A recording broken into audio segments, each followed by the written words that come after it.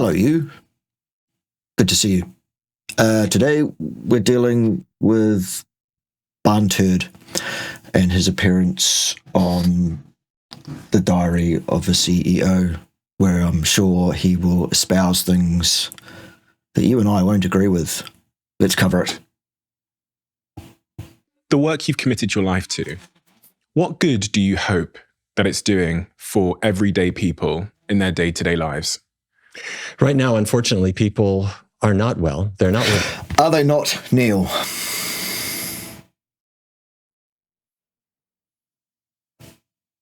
Are they not?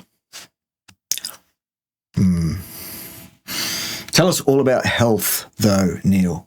Where they want to be. By age 30 or so, people feel like their life is starting to slip away. They're getting... Tell us all about that, Neil. Weight they don't want to have. Their cholesterol is going up. They're on medications that they know they're never going to get off of. Wow. It's amazing, isn't it, that the medical fraternity would genuinely have a person believe that they can never stop taking this interventional drug, whatever the drug might be, which masks a symptom and doesn't cure anything. Customer for life? I'm not opposed to people being customers for life to things that are actually demonstrably beneficial in some way. I think that's sadly lacking with the allopathic approach to many of these conditions. But that's for another day. And perhaps worst of all, they tend to hand this same fate to the next generation. And that's something that not only has to stop, but it can stop. Absolutely, Neil, I agree. The body can heal. Yes. We know how to do it. Yes, some of us. The job is to put it to work. Absolutely. When you look back over, 50, 100 years. Is he that old? What are the key sort of health outcomes that have really changed? And how does that correlate to the way that the world has changed and our sort of consumption habits have changed? Right, so a very, very open-ended question there. I wonder who writes the questions. Economics has changed everything. If you look, say, at rural Japan, 1950s, the country had a diet that was not entirely plant-based, but it was a rice-based diet, lots of vegetables, no ice cream. This was not the Velveeta culture. Yes, so? And some meat, but not really very much. And so? If that's actually correct, Neil, which I doubt, can you actually establish that that's what they were eating in rural Japan in the 1950s, I think you said? Is that some data that you could enlighten us with that shows not very much meat? And even if that's the case, if you're now going to turn around and talk about health outcomes, which I'm sure you are, what you're missing is that the threads between a certain place and an outcome, in terms of cause and effect, are this multifaceted, tangled web of covariates, confounds, collinearities and the like, which are not controlled in this situation. What Neil is about to go ahead and do is, by way of not saying otherwise, he's going to infer that the only thing that's different between Japanese people in the 1950s that lived rurally at that time and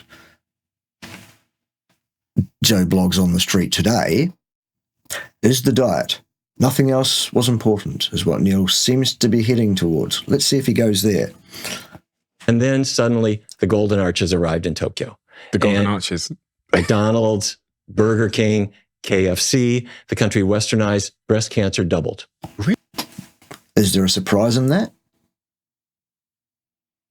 Really? Diabetes went way, way up. Is there any surprise in that? Lines expanded. Life expectancy went from longest in the world, it's still better than many other places, but it has declined and declined and declined. Decline, decline, and decline, you say, Neil. Decline. Tell us about decline. Despite having more knowledge than ever before, the Westernization of the diet has been a killer worldwide. You see it in Japan. Absolutely. Highly processed, modern convenience food is absolutely, utterly contraindicated. I agree, Neil. You see it now in China. As economics are changing in China, there's more wealth, there is more cardiovascular disease. And you know who's on the wires outside of town looking down like buzzards? It's the pharmaceutical industry. Because if you eat more pork and your cholesterol goes up, I can sell you more statins. Yeah, but none of that is indicated, or what a person or their physician or a person with their physician in concert should ever do. Ever. That's a bad course of action from start to finish. And that's the world we live in. That can change. Why do you care? So Neil is also of the mind that pharmaceuticals, etc., are fairly ubiquitously provided to us by Satan himself. And I don't necessarily disagree with Neil on that point. So I also doubt that Neil is a currently practicing allopathic physician, because if you say that publicly, they tend to react quite negatively to that on the basis of, well, how much the pharmaceutical companies are into them for. So that's interesting. However, where Neil Barnard falls down is probably everywhere. No, where he falls down, I suspect, is in that he believes for some reason that the correct approach for nutrition for a human being is to eat exclusively plants. Well, sorry, Neil, that's not a good idea, demonstrably. But anyway, do have your say. Of all the things you could have committed your life to, was there a catalyst moment where suddenly this became your mission? Was there something you saw, something you did, or an experience you had? The year before I went to medical school, I was working in a hospital in Minneapolis, and I didn't have a very glamorous job. I was the morgue attendant. And so my job was to take the body out of the cooler and put it on a table and assist the pathologist to do an autopsy to determine the cause of death. One day there was a man who died in the hospital of a massive heart attack, probably from eating hospital food, but that's another story. And the body was there, and the pathologist took out his scalpel, and you make a Y-shaped cut across the skin like this. You peel back the skin, and then he took what looked like a garden clipper and went crunch, crunch, crunch through the ribs on this side and crunch, crunch, crunch through this side, pulled the ribs off the chest and put the ribs on the table. So he took his scalpel and he sliced through a coronary artery. And it was like a medical lecture. They're called coronary arteries because they crown the heart. And as he sliced it open, he said, "Feel that." I had gloves on. So I felt inside the artery, and you would think a coronary artery would be a rubbery tube that would carry blood to your heart. It was like a pipe stem. It was like concrete. It was hard. Right, so you've got calcification there. You've got advanced atherosclerotic disease process in that individual. I've seen that too, Neil, up close many, many times during open heart surgeries where I have been attendant in some capacity or another, maybe. And he said, that's calcified. Also used to work on and off here and there in a teaching anatomy cadaver laboratory situation. So this is all interesting stuff. But anyway, get to the stuff about plants, Neil. Atherosclerotic lesions. And this is your bacon and eggs, Neil. And no, that's not, though. Stating something to be so that isn't so does not make the thing that you've just stated to be so, because it isn't. And what he meant was cholesterol in the diet cholesterol does not cause atherosclerosis. Period. That's not even up for discussion. What's next? Causes an irritation of that artery wall, and it forms what's kind of like a blister. No. See, now Neil's just said that cholesterol somehow inflames the vasculature. No, Neil, it doesn't. Not at all. In the artery, and it calcifies over time. And multiple decades, yes. It's an advanced lesioning artifact when you start getting calcification.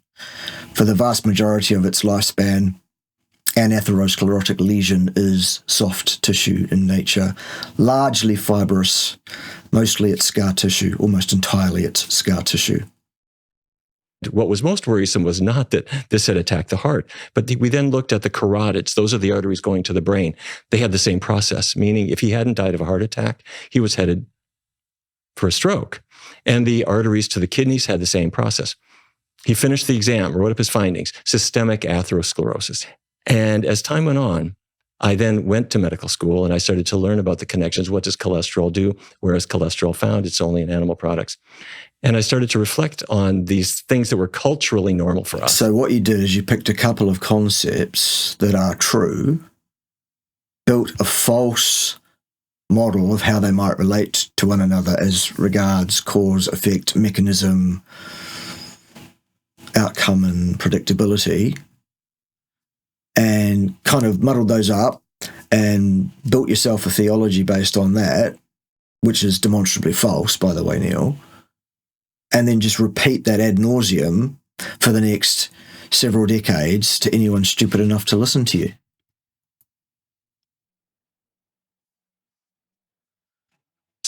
And we thought that heart attacks were culturally normal.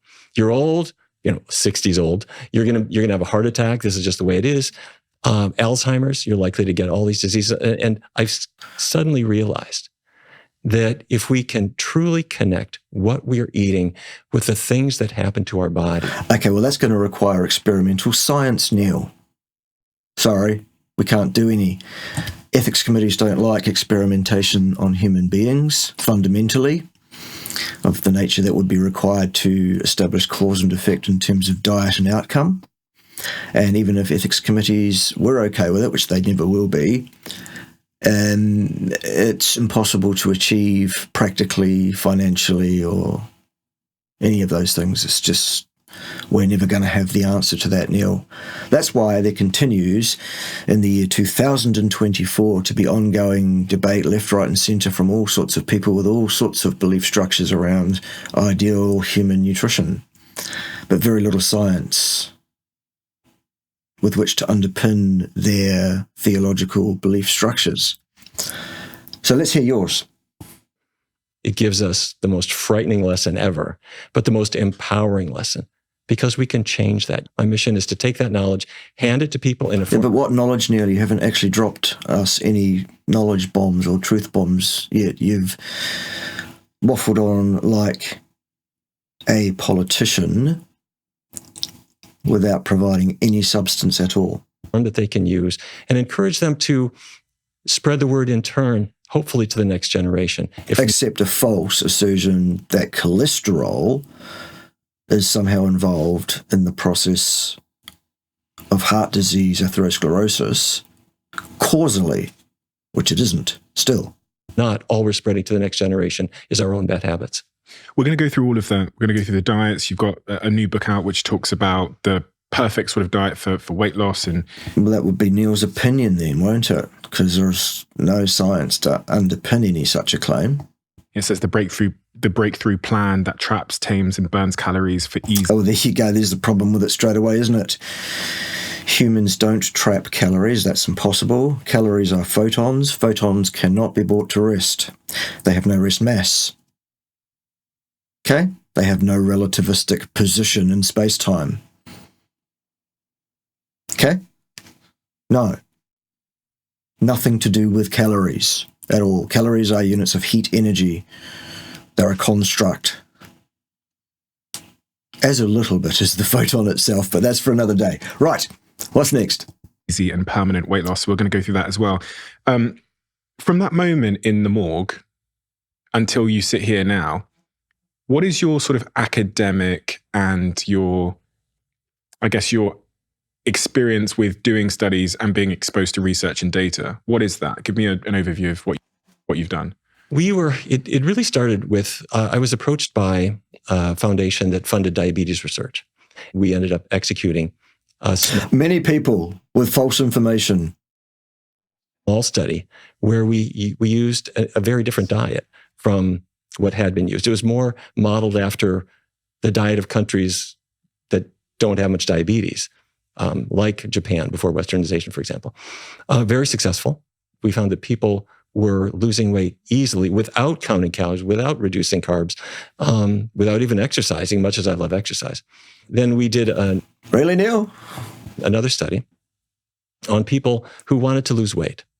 The participants were women, all at the age of menopause and after. They had all... Okay, so everything you're now about to say applies only to that subpopulation phenotypically of people. Done. Good. Jenny Craig and Nutrisystem and Atkins and South Beach and everything. And they all had initial success followed by frustration, followed by blaming myself, that kind of thing. And what we said is, let's not do that. Let's use the same kind of diet we're using for diabetes, which in a nutshell, plant-based diet, animal products gone, keeping oils really low, but not limiting spaghetti or carbohydrates in general, not limiting. Okay, so what Neil's talking about there is an alleviation of Randall cycle activation that you will get on such a diet as Neil has just described. Of course you will. And so in terms of the presentation of diabetes, which is elevated blood glucose and nothing else, a diet that's devoid of fats and oils will allow for the oxidation of more carbohydrate. It reduces apparently the A1Cs of such populations over time to some degree, but it looks like they're bottoming out on such a diet at around about the 6% level,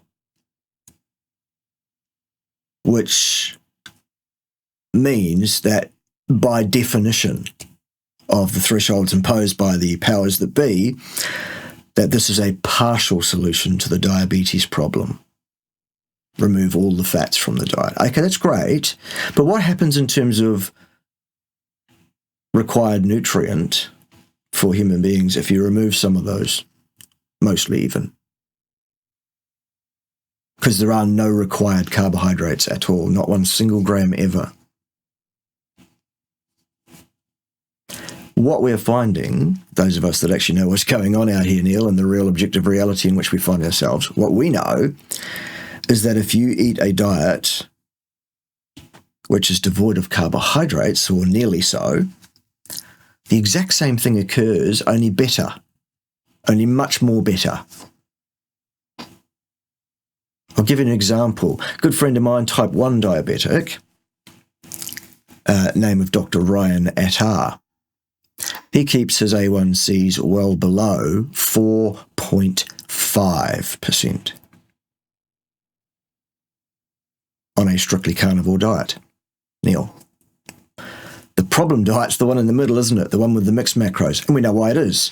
It's because of the effects of the thing that has become known as and is now described wrongly as the Randall cycle, because it's not a cycle. So beyond that,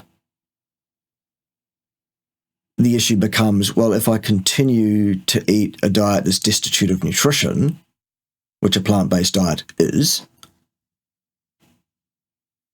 how long is my health going to last before it starts failing because of these destitutions, these abandonments of nutritional requirement? Well, it seems like it's about 5 years. Well, at the 5-year mark, the stats tell us that 58% of people who have tried to be vegan have quit that ideology and that lifestyle to the tune of most of them, 84%, by 5 years.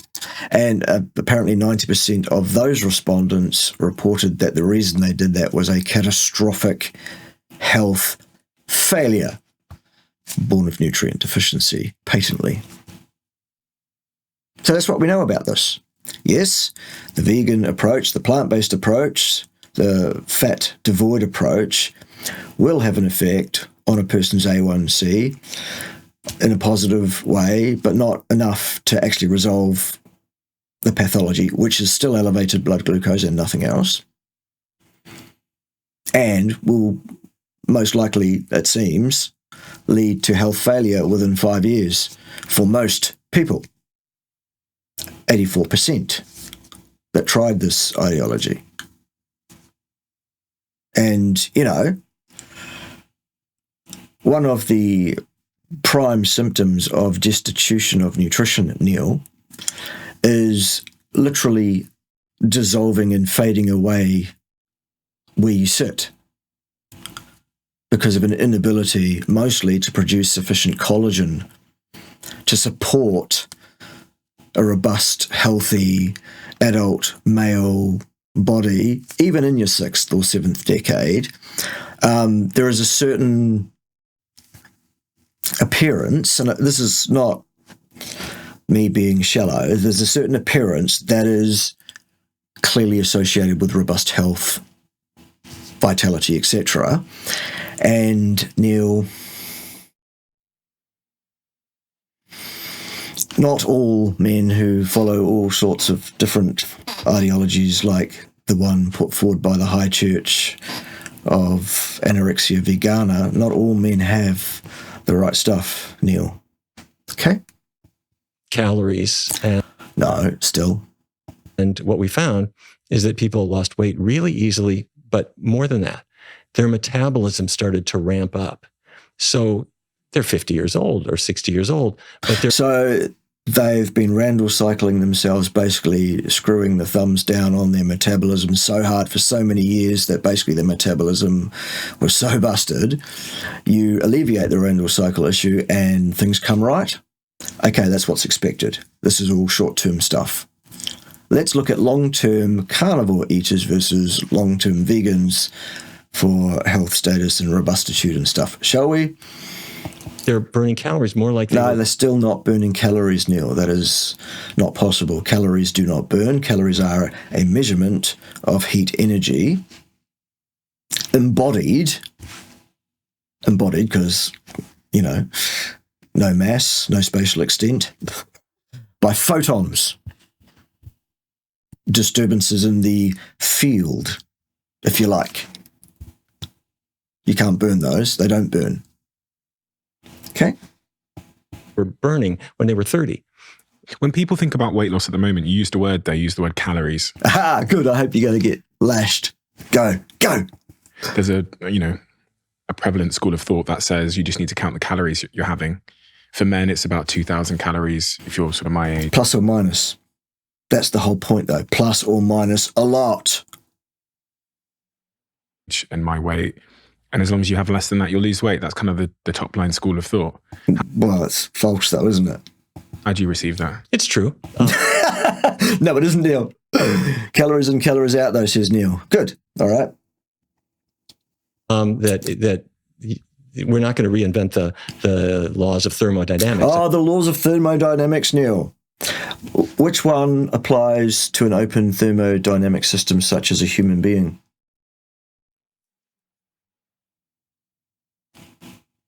Shall we wait for that? Which one, Neil?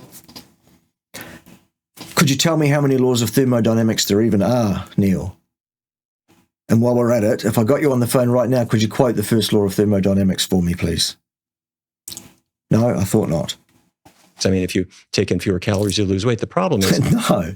No. Calories, photons, have no spatial extent and no mass. They do not interact with the Higgs field. They cannot change your weight perceptibly or meaningfully in the macroscopic world.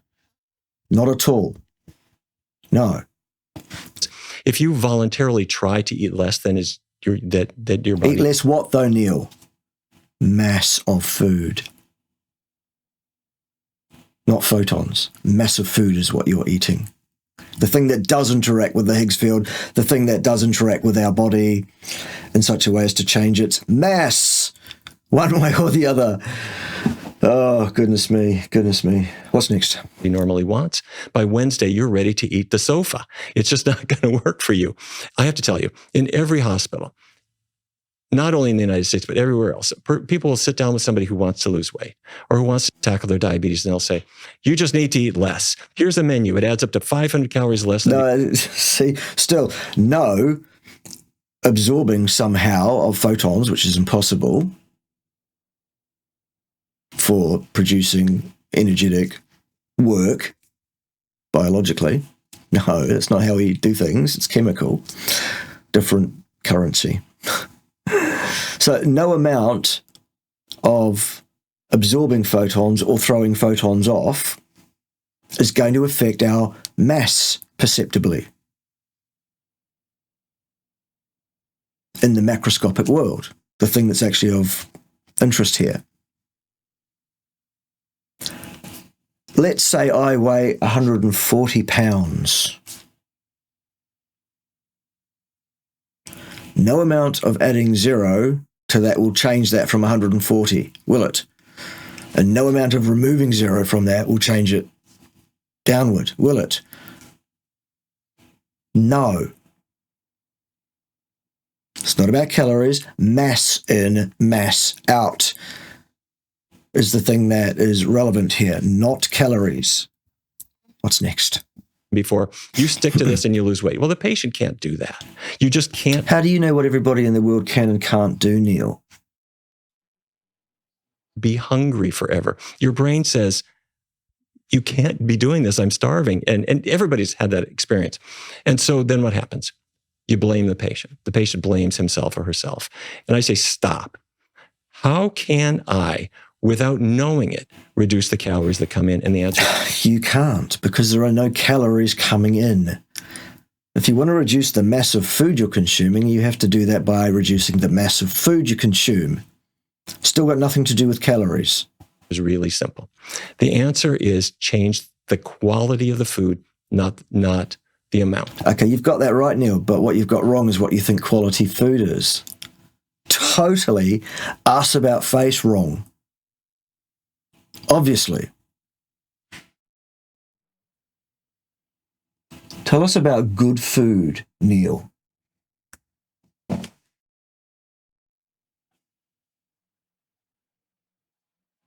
Stop worrying about the amount. Yes, good. Don't worry about the amount. Retrain your body's hunger and satiety signaling so that it does what it's genetically, biologically pre-programmed to do. Give it the right fuel. And Neil, that's meat and animal fat. Okay? If for 21 days, a person did an experiment with me, and I said, for 21 days, no animal products at all. Okay, so I'm in an Italian restaurant, spaghetti not with... So now you're asking people to hammer over and change their diets markedly overnight, Neil. Please don't do that. Meat sauce, but with tomato sauce. You will probably regret it if you do. It's a very, very poor piece of advice, and it's not ethical to ask anybody to do that for research purposes. Just awful, awful. Bad, Neil. Bean burrito instead of the meat burrito. You're not limiting the amount of food. You are just changing the type. Suddenly the weight kicks in, the weight loss kicks in. People start losing weight and losing weight and losing weight. Why? Because mostly they've removed the fat, which was interacting with the carbohydrate they were also intaking in such a way as to lock their metabolism down according to the dictates of the Randall cycle, Neil. You alleviate that issue by removing the fat, as I said earlier. Because once you ban animal foods, which have zero fiber. So, that's a great thing for human nutrition, because, Neil, our exact requirement for dietary fiber is not 1 single gram ever. Still. Pork chops don't have fiber. We know that. Cheese has no fiber. Eggs We know that. have no fiber. Yeah, we know. Yeah, we get it. Then suddenly everything you're eating has fiber. What That's a bad idea, isn't it, suddenly?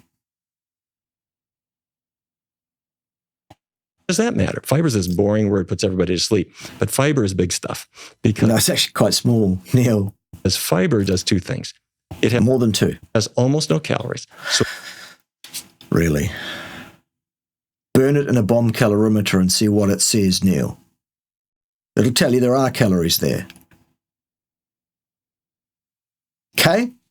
Buffoon. it fills you up and it makes you think you had a huge amount of food. Nope. The other thing it does is as it goes down your digestive tract, researchers at Tufts University tracked what happens. 2017 study. They brought in individuals and put How many, Neil? Who were these people demographically? Can we see? Because you want to tell us about what this research proves. We want to know how many people. We want to know who they were. The whole works, Neil. If you're going to talk about research, bring the paper up and let's talk about it. them on a diet either with high fiber foods, whole grain bread. Compare it to just white bread. It's the same thing, but one has all the fiber, one doesn't. And what they discovered is that the people... So that's all they did? Just swapped white bread for more fibery bread? You still haven't told us how many people there were and anything else about them. So how is this going to be of any value to us? on the whole grain bread, they were excreting calories. Everybody excretes calories when they have a shit, Neil. Everybody. What happens is the fiber goes down your digestive tract. It finds unabsorbed calories and it carries... Unabsorbed calories? No, Neil, not at all. You still are not absorbing calories. And you're not really excreting calories either when you defecate. You are excreting mass, which would contain calories were it measured for such, is the point. Carries them out with the waste. You ate the calories, but you didn't absorb them. You flushed them down the toilet. So then you didn't actually consume those calories, in effect, even if your calories concept was viable, which it isn't still. Is this hard to understand? Clearly it is for most of humanity. It's not huge. The effect of just that change was about 100 calories per day. 100 units of heat, Neil. Presumably then these people changed their body temperature by that same amount for you to be able to justify that statement. How would that have been measured? Of course, it's not what was done. And anyway, so what? Because it's still not about calories. That's about a half a soda you're not having. But that's 36,000 calories a year from just that one change. So if we aren't eating animal products, everything we have is fiber, that tames the appetite, you're going to lose weight naturally. For how long, Neil? How long does this weight loss period carry on for? Does it stop at any point, Neil, or does it get to a point where the destitution, the vast lack of nutrient intake has a toll at any point, Neil? Does that happen? What do you think, boys and girls? Comment beneath the video and in the live chat when you're live chatting during the premiere presentation, but also afterwards. Comment, like and share around, all of that, you know. Sharing is caring, family. What we find is that if I can help people to focus on the type of food they eat and learn to love foods that are better than the spam we grew up with. Sure, but still, God, no. Completely, totally biologically inappropriate for a human being to even attempt to gain full and complete nutrition from plants. Impossible. Fact. Period. What you're going to discover is that not only do you solve the weight Obviously. issue, people can lose weight very rapidly. And Can they, Neil? Can they indeed? very easily without going hungry, and even without exercise, much as I love exercise. But also, their health problems get better. Just to pause there for in the short term, until their health then catastrophically fails at some point due to the nutrient deficiency and destitution of the vegan ideology produced dietary guidelines. second, because there's something going on in my sort of dietary world at the moment that I want to get your opinion on. You mentioned whole grain bread versus white bread. There's now all of these breads on the shelf. When I go to the hotels and you have the little breakfast bars, there's the sourdough, there's the rye, there's the white bread, there's the whole grain bread. And I'm so confused by which bread I should be having. None at all is the answer. I'm pretty sure not the white one, but I don't really know about these others. So which bread is highest in fiber and best for my health? Well, those two things are mutually exclusive in possibility. When you understand human physiology, you'll understand how that is so. Fiber is contraindicated. Colonic function destroying gut rot, literally. Literally, it's rotting material. This festering plant slop that we cannot digest, which ends up being funneled through the colon, where a small amount of it can be broken down by a vestigial ability in terms of cultivating the right bacteria to actually break down any of this fiber for short-chain fatty acids. 100% saturated those are, by the way. Wrecks gut function. That's not how our colons are designed by at least 4.5 million years, it seems, of positive and negative selection pressures geared around a hyper-carnivorous diet. That's what our species has consumed, unequivocally. That comes from actual science, the chemical anthropology of long bones of human remains. We know it. It's a fact. Well, they all beat the heck out of chicken, fish, meat, eggs. How do you know, Neil? Did you actually compare a group of people who ate only meat and associated fat? No. Ergo, you are unable to make or support the claim you've just made. While we're talking about things that you're apparently unable to support, I'm surprised your cranium is able to be supported still, to be honest with you. But that's for another day. Bread is always better. Yes, it is. Then chicken. Completely. Chicken breast. Take the skin off it, it's still 23% fat as a percentage of calories. So? And so? Yes. And why is that a problem? Good question. I eat a lot of chicken breast, you know. Well, every fat gram has 9 calories going right into... And so what? That's got nothing to do with what the body does with it. Or why. Body fat that we didn't want. Every carbohydrate gram has only 4. So those numbers, I want people to tattoo those numbers on their forearm, because all the people who think carbs make them fat, they should realize carbohydrate, no matter what form it's in, bread, potatoes, pure sugar, carbohydrate has only 4 calories in a gram. Right. But if you overeat on numbers of units of 4 kcals, grams of carbohydrate, vastly and hugely, what happens to that excess sugar, Neil? Because it's all sugar, by the way. It all breaks down to sugar, doesn't it? What happens to that sugar? Excess sugar. It gets stored as fat, doesn't it, Neil? So the statement carbohydrates make you fat is conditionally correct.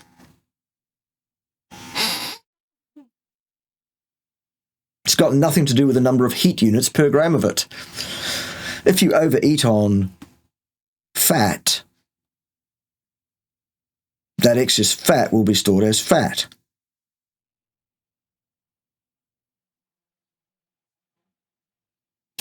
Anyway, let's see if he's actually got a point. But on the other hand, if I have fat, any form, chicken fat, fish fat, olive oil straight from Tuscany. Guess what? Fat has a massive satiety signaling effect. It shuts you down. It stops you from overeating on fat. The only time you're going to overeat is if you have significant amounts of carbohydrate in your diet, Neil, because it's that interferes with the normal, naturally occurring hunger and satiety signaling, blood sugar maintenance, and all of that goes on in the human system when we get out of our own stupid way and run it on the right fuel, the fuel that it's evolved on, which is still muscle meats and associated animal fat. Neil. It's got 9 calories in every gram. And a person can say, well, it's... Wow, this is just so utterly ridiculous. He thinks he's making a point here. He really honestly believes he's making a good, solid, robust argument. It's inane. It's got to be good fat, isn't it? Sometimes it may be like olive oil. Olive oil is not good fat, Neil. But it's still going to be fattening for you. That is conditionally correct. If you overeat oil and or if you mix oil with sugar or fats and sugar, then yes, you're likely to start putting fat on your body because that will maximally activate the Randall cycle, causing that effect to occur. We know this. We did a study. Who did a study? You did? We brought in 62 people. You, okay, good. 62, N equals 62. Okay, so it's not going to have a lot of power. They all wanted to lose weight. Okay, you mean fat because they're not the same thing, Neil. Half of them went on a low-fat vegan diet. Why the hell would they do that? They lost weight really very easily. The other half began a Mediterranean diet. What the hell is that, Neil? Define that for me. And so what? You're giving us another example of a mixed macro diet, which is not ideal, as your comparator against a vegan diet in the very short term. And we know what the result's going to be. There's going to be no surprise there. Which they thought, great, this is indulgent. I'll be able to have fish and some chicken and a little bit of cheese here and there and some extra virgin olive oil. How wonderful.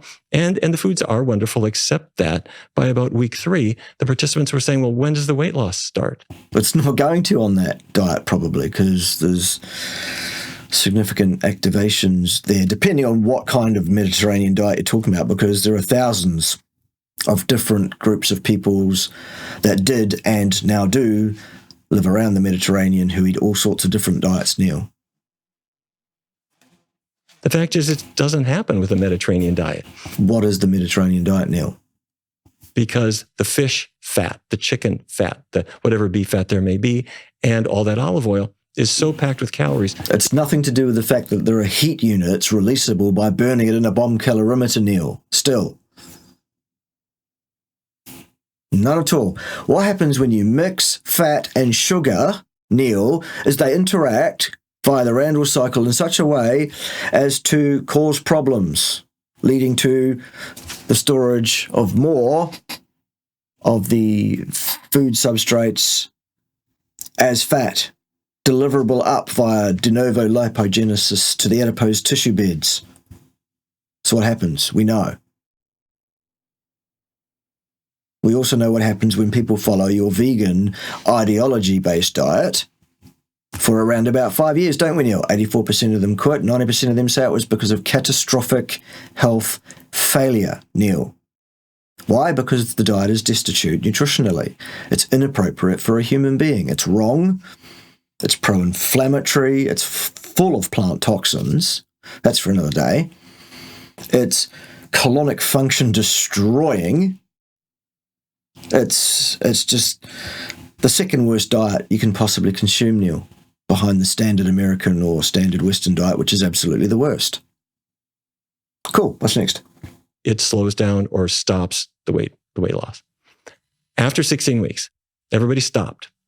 They switched to the opposite diet. Okay, so what was the washout period in between? People who had been going Mediterranean now did the plant-based diet, and they start losing weight like crazy. And they said, well, why didn't you give me this before? The people who had been doing the vegan diet, by 16 weeks, they were totally accommodated to it. I know how to eat at Taco Bell now. I know how to ask for the bean burrito and whatever.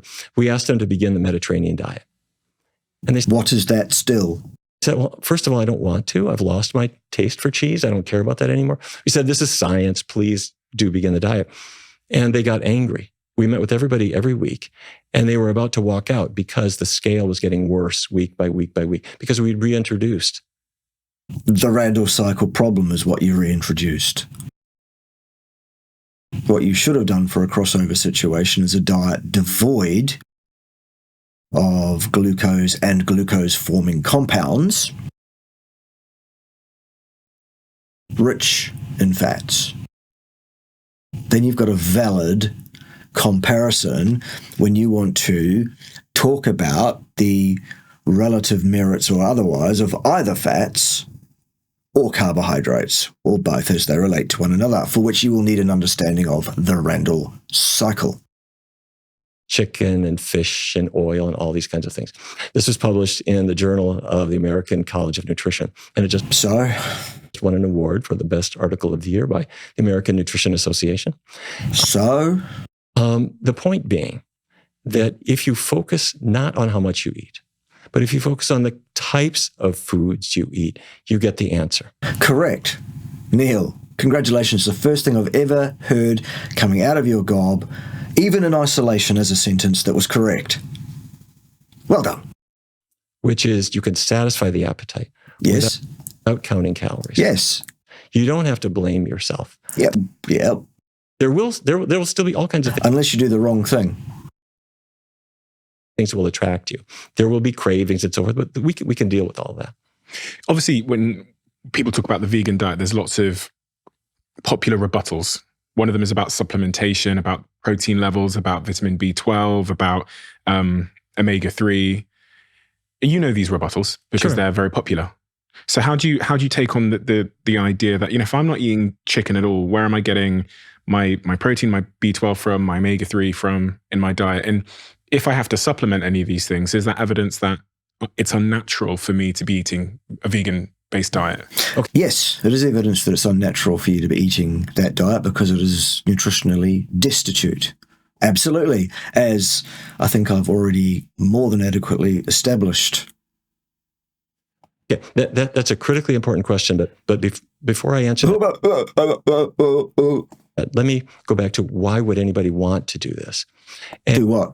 And this is really important because the issues of supplementation are super easy to answer. Well, do it then, Neil, because that's what you've been asked. The issue of why do you want to do it? What? For me, this was answered about a year into our NIH trial. We had a man who came into our study. He was 35. An anecdote. Rather than answering the question that you were asked, you want to give us an anecdote on a completely different topic. He'd had diabetes for 4 years. And he's maybe you should run for the top job, Neil.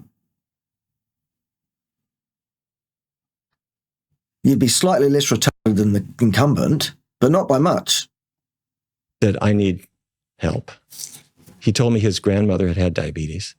His grandfather had diabetes. His father was dead by 30. He said that, if I don't get this together, I'm going to check out early. And on the way, I'm going to be on dialysis. I'm going to lose a leg. That's what it meant to him. So we put him on the plant-based diet. Well, that's the worst thing you can do for a person long-term, Neil, just about.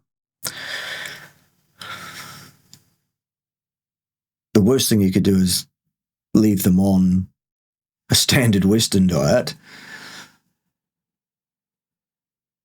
But your destitute, inappropriate, ridiculous theological nonsense that you call the vegan diet, or that people call the vegan diet, is not where you should be steering someone to. Not at all. And about 2 weeks into it, he said, easiest diet I've ever been on. And so what? That kind of surprised me because people... N equals one opinion. So what? Imagine vegan to be hard. Try carnivore, Neil, for simplicity. Then get back to me after that about which is more simple. Hard. And he said, no, it was super easy. Previous diets that I've been on told me I had to count my calories. Well, they're idiots. You don't. And I was hungry all the time. After about a year, he had lost 60 pounds. Without ever limiting calories at all. Of course, because you've alleviated the Randall cycle issue. And because, well, the diet is devoid just about of many required nutrients for human beings, and actually devoid of a large number of those as well. So those are just the facts, though, Neil. Sorry about that. He had gotten his A1C from 9.5 down to 5.3. 5.3 is not diabetes. 5.3 is not pre-diabetes. It's normal. And when I got his... So N equals 1. You got somebody who managed to get normal A1Cs on one occasion at least. Well, what do you do? Do the research, Neil, if you want to show this happening effectively in large cohorts of people, because what you'll find at large, Neil, is that on average, they seem to floor out at around about 6. So this would be an outlier. Lab slip. I have to tell you, ask Robbie and Cum Splatter. They'll tell you. About 6, mate. That's what they're getting. My office door. And I paced around for about 10 minutes to try to decide, can I tell him that his diabetes has been cured? This was... So let me get this right, Neil. What you're suggesting is that a person who previously had elevated blood glucose now does not have elevated blood glucose, according to a threshold cutoff value, and now his diabetes is cured. Isn't that amazing how we did all of that without any reference whatsoever to insulin? And rightly so, Neil, because diabetes is elevated blood glucose and nothing else. The pathological situation is the elevated blood glucose because of the damage it does to tissues and nothing else. The thing that's ameliorated when you treat diabetes with ameliorative pharmacological interventions is elevated blood glucose. The thing that is causing elevated blood glucose to not be anymore if you use diet as an intervention is the thing that is now the cure for so nothing to do with insulin or insulin resistance. Good, Neil, you've got at least that nailed down. Unlike many of my colleagues over here, even in the carnivore community, who still don't get the very simple, basic, inescapable fact that insulin resistance is a construct, not a physiological response. It's a construct derived from 2 separate physiological parameter responses, both of which have multiple in and out control levers. Okay? What's next? Extremely controversial. You can't tell a person their diabetes is gone. Once you have diabetes, you'll always have diabetes. Nonsense. Because diabetes is elevated blood glucose, Neil, and nothing else. That's what everyone said. No, they don't. You've just claimed everyone says that. They don't, Neil. Sorry, no. People said that with good reason. No, they don't say that with good reason, Neil. Because they wanted you to take your medicine. Well, that's not a good reason. Test yourself. Don't mess around with this because diabetes will kill you. And that was almost as quickly as many other things, Neil. Yes, including being destitute and devoid of nutrition for multiple years on end. Doesn't look far away for some people, to be fair. Meaning advice. But here was a man who didn't have diabetes based on diet changes. We now see, we can laugh about it now because we see it all the time. Diabetes is a reversible disease. Yes, Neil, it is. And everything that goes along with it is reversible as well. Well, mostly. Amputations can't be reversed so much, Neil. So, permanent blindness, the key there was permanent. The word hasn't been. Anyways. And that brings the issue up of how do you answer all the questions that people will raise, like where do you get your protein and what about B12? But those... How long ago was the question asked? Those are quite easy to answer. So how do we... Well, do it then. How do we know in that case that that guy wasn't eating a ton of sort of ultra-processed foods of McDonald's and all of those things? Because you didn't lock him in a lab and observe him, correct. And that a Mediterranean diet, for example, wouldn't have had the same reversing effect on his diabetes. Well, let me be clear from what we know and what we believe. What we know is that this man had a result that just hasn't happened. before. And since, because on average people are bottoming out around 6 on that diet, remember? And it was really remarkable. We've seen this over and over and over again. And when we bring people in who have diabetes and we put them on a Mediterranean diet or something like that. Still, Neil, what is that? You just don't get the same result in a randomized clinical trial. But we've gone further. Have you ever done any randomized clinical trials, Neil? The key word there is clinical. That would mean you've locked them in a lab to observe them under control with proper scientific discipline. And the randomization would need to have been appropriately achieved as well. Also, did you have statistical power on your study at all? Or even calculated, or even have the first clue how to? We've looked at why is it that this diet is working. Well, because it alleviates the Randall cycle issue imposed by the standard Western or American diet. That's why. Processed foods are not the cause of diabetes. Eating sugar is not the cause of diabetes. Yes, it is. Absolutely it is. Above a certain level, when your blood glucose will start to pull under the influence of eating sugar or anything that breaks down to sugar, so all carbohydrates, Neil, at some point they will start to pool in the blood. That is diabetes when it gets to a certain level. So yes, carbohydrates do cause diabetes, Neil. It is a conditionally correct statement. A statement that fats cause diabetes, Neil, cannot be supported with the same logic, because there is no cause and effect there. Right, what's next? Eating carbohydrate, potatoes and rice, that is not the cause of diabetes. Yes, it is, above a certain level of consumption of those materials, Neil. I'm not saying there aren't health issues about all these foods. There are. Right. So, there we have it.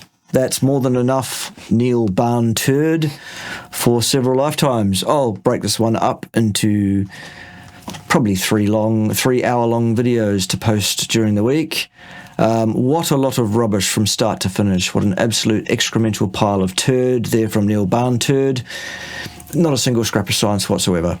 None at all, and nothing to recommend anything he had to say on any topic whatsoever.